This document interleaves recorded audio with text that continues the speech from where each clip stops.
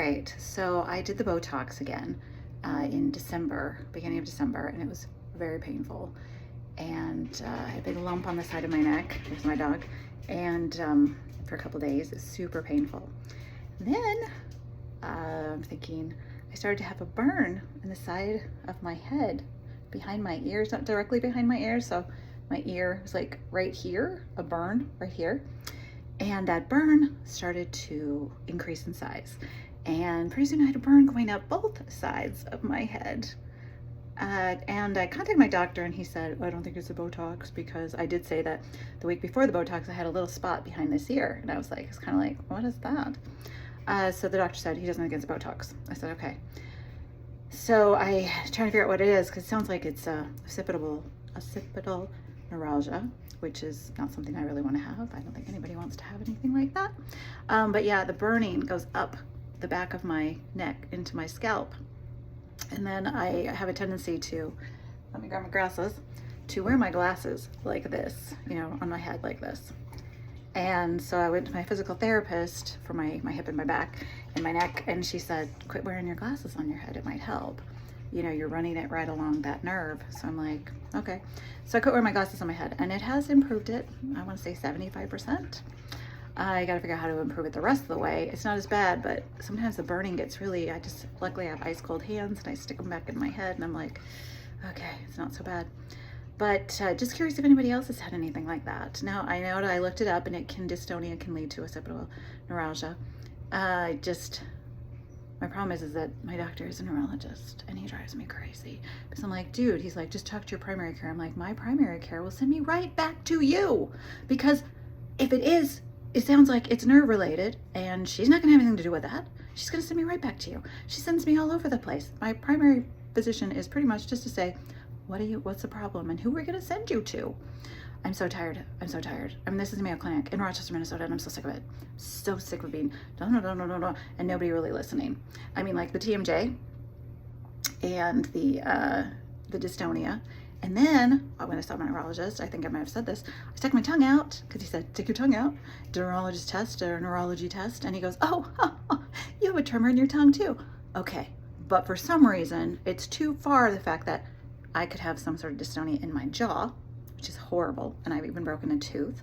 No, that's impossible. Yet my tongue tremors, my neck tremors, my hand tremors, but that's not possible. I am just not happy with my neurologist right now. And so I will not be seeing him again. If I go back again, which I'm not going to do for the Botox until I can get this, whatever this is, under control, I may never go back for the Botox. 6 weeks, I felt like I had some semblance of not as much of a tremor, but then I was on a cruise and I got on the airplane. It was like January 12th. I had the Botox like December 5th. So not that far. And the person next to me goes, you know, I'm sorry. Can I just ask you a question? I'm like, sure. She goes, you have a shake. She goes, I know somebody that had a shake and they did this. You know, she started telling me the story and I was like, obviously the Botox isn't covering it like I want to, or even like I thought it was. So I don't know. I don't know why I went back. 8 years without it. I don't know why I went back because it was very, very uncomfortable, very painful to have everything probed again, and then the shots, and she put so much over here. And they just did my neck because last time with the shoulders, I had problems with my arms. I don't know why I went back. I'm crazy. I'm insane. Why did I go back? And of course, my tremor is worse when I'm upset, concentrating, things aren't going well, I'm in a new place. And I went and did some public speaking to some high school classes. I was a high school teacher. But this was but then I quit. But this was in a big auditorium with a bunch of kids. And I was like, oh, great. So I do 7 hours in a row. So every time I got up, I went, okay, I just want to let you know, I have a movement disorder. I am not disagreeing with everything I'm saying, you know, or I have a movement disorder and so my head's going to shake. No, I'm not upset. You know, I have no control of my neck. So I'm sorry if it bothers you, but here we go. And surprisingly, it went well. I'm not saying I didn't have a tremor. Of course I had a tremor.